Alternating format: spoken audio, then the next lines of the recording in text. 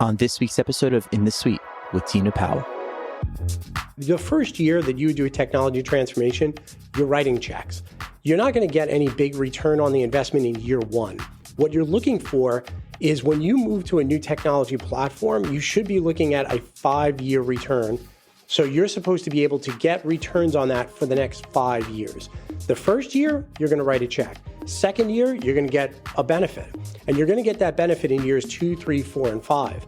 So what we try to do is say to people, take a look at your ROI over a 5-year period, and that it tends to be extremely compelling, especially if you're a firm that wants to grow.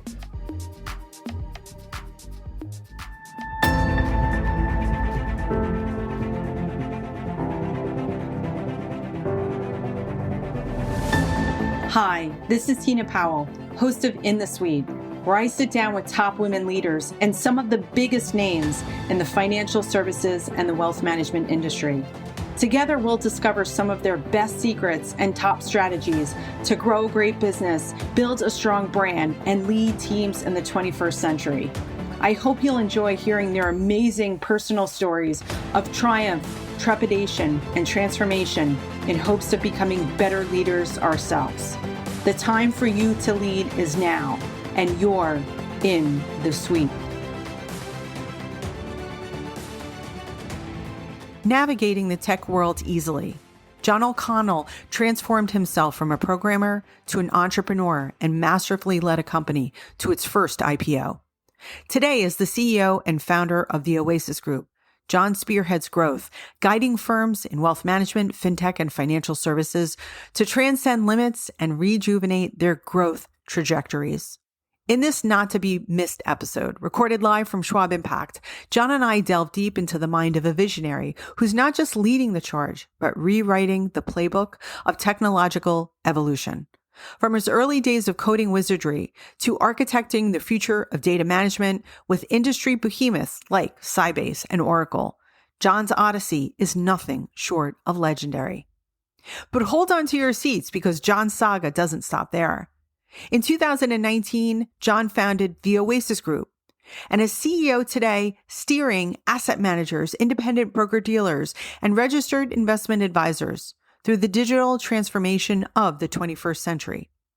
John was named to the InvestmentNews Hot List last year, and his work was recently featured in the T3 Technology Tools for Today T3 2024 conference stage, along with Joel Bruckenstien and their survey.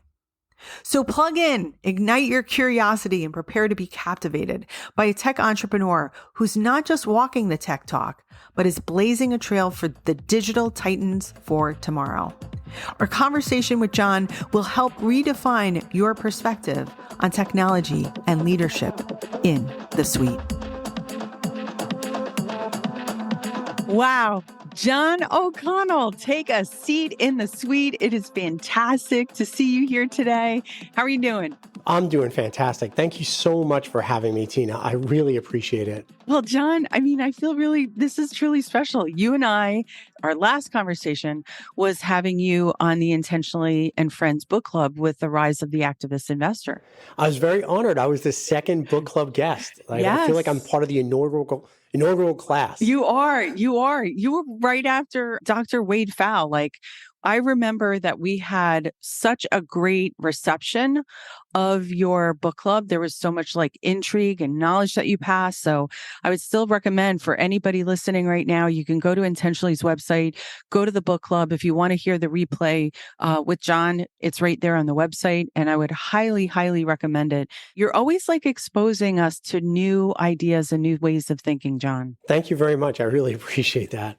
So you're a technologist. For those people who don't know who you are, just explain who you are and what you do in your company. Excellent. Thank you. So I actually started my career as a programmer. I wound up running programming teams for Merrill Lynch and KPMG Mark. And then I wound up moving into technology sales. And I did a couple of startup companies. I took a company public, wound up working at both of the largest database companies, Sybase and Oracle, both in sales organizations. And then I started my company in 2019 after being in the C-suite of a couple of global publicly traded firms. And we basically work with asset managers, independent broker-dealers, and registered investment advisors to help them figure out their technology. So that could be their data, like how do I build a data warehouse or a data lake? That could be a technology transformation. The technologies, tools that I'm using today don't fit my business processes, or my business has grown and my processes are changing. So I need a new set of technology that more closely matches what I'm trying to accomplish in the market. Or it could be cybersecurity. And those are really the areas that we help people the most. And your company is the Oasis Group. That's right. We're the Oasis Group, and you can find us online at www.theoasisgroup.com. And you also, too, you're on LinkedIn. You're everywhere. You're putting out lots of thought leadership, lots of great ideas. You've got a LinkedIn newsletter. We have a LinkedIn newsletter now, which we're very lucky. We're at over 17,500 people that are subscribing to that newsletter. Wow. Yeah, it's pretty cool. We launched it earlier this year, and we've been growing leaps and bounds on that. And I just started launching a podcast where we basically interview other firms that you may not have heard of necessarily in the market, but they've got some really great technology, and there's some you should know about them. If you don't know about them, check that out because you probably should. Well, that's why we have you, John.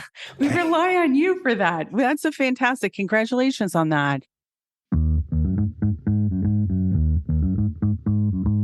Hey, listeners, thanks again for being part of today's episode. I want to give a special shout out and congratulations to our guest, John O'Connell and the Oasis Group for their inclusion in the T3 Technology Survey in the category of data warehouse services with an impressive 8.13 user rating. For information about the Oasis Group, please check out their website, www.oasisgrp.com. You can also connect with John O'Connell on LinkedIn and social media.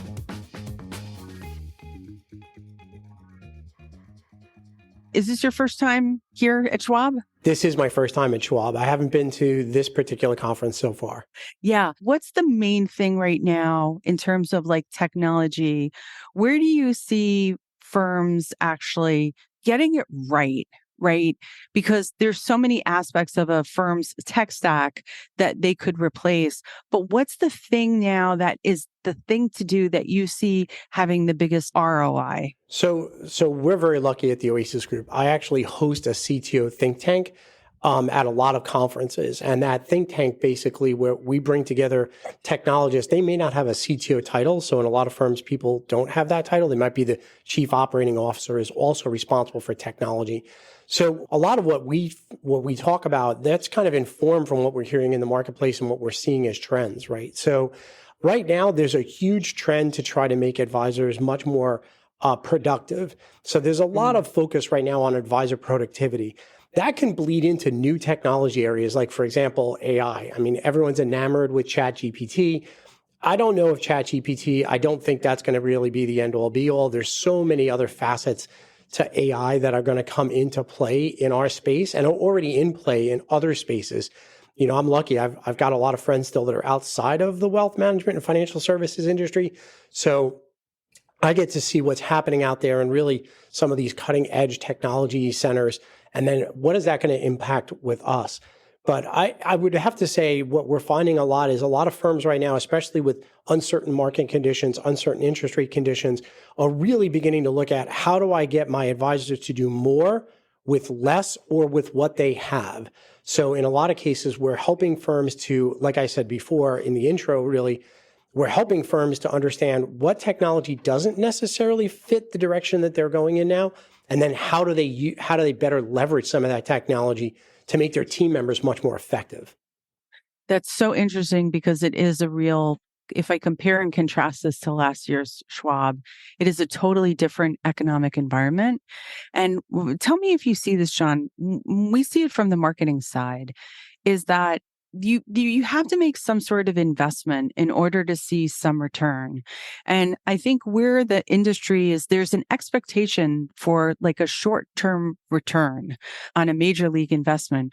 Whereas a lot of times that benefit might not be until like it might be in the future. So you almost have to like future cast it out.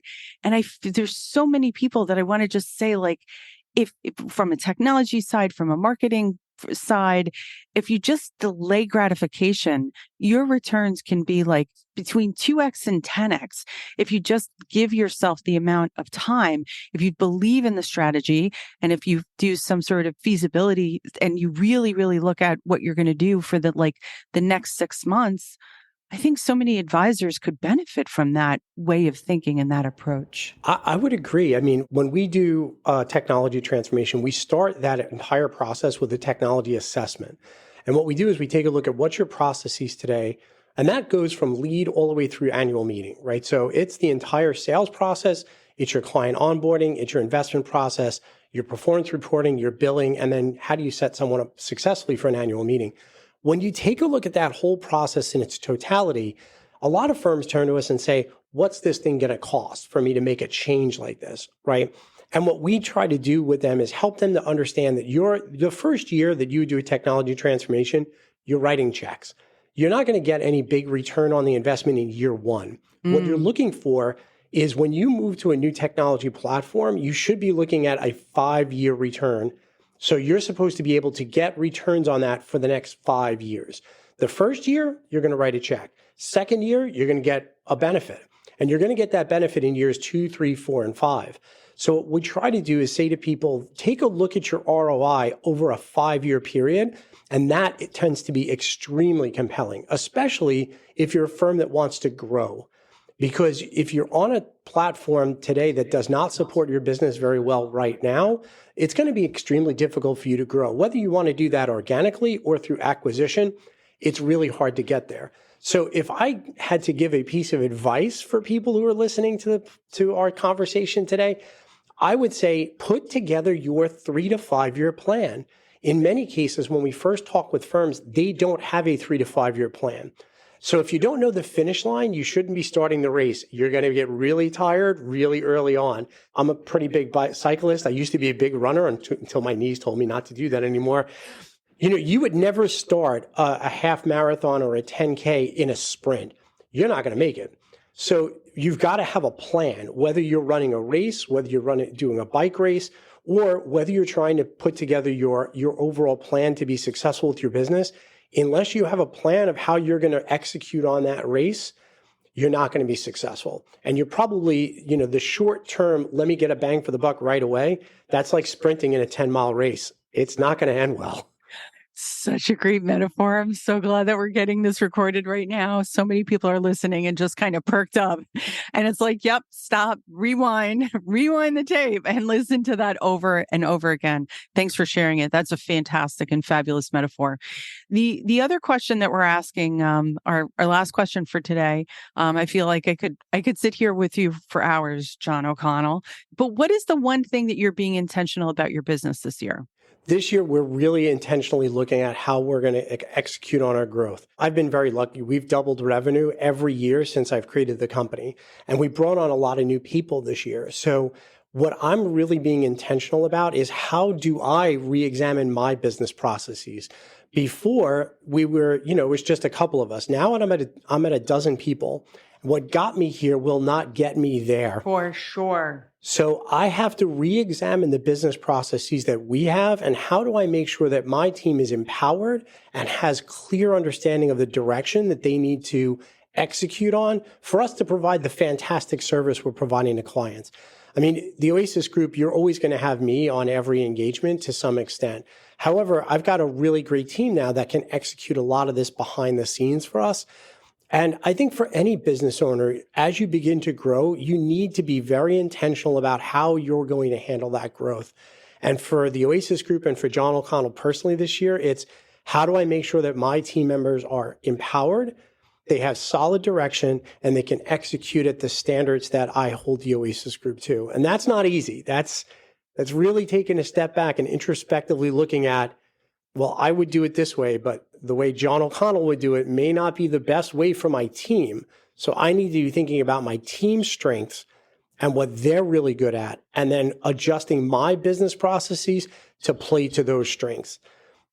Great advice. I can relate. I think Kelly Waldrick, our CEO, same thing. Every single piece of work goes through her, virtual desk here. And there's just an obsession with the team. I think that's such a great takeaway from today's conversation. John O'Connell, always a privilege. What's the best way for people to connect and get a hold of you? You can reach me via my website, which is, again, www.theoasisgrp.com. There's an area where you can get in touch with me there. You can reach out to me on LinkedIn. I'm very active on LinkedIn, so you can get me via LinkedIn. Those are probably the best ways to reach out to us, either the website or LinkedIn. Okay, great. Okay, well, thank you again so much. Enjoy the rest of your time here at Schwab. Thank you so much, Tina. I really appreciate it. It's always a pleasure to sit down with you. Thank you.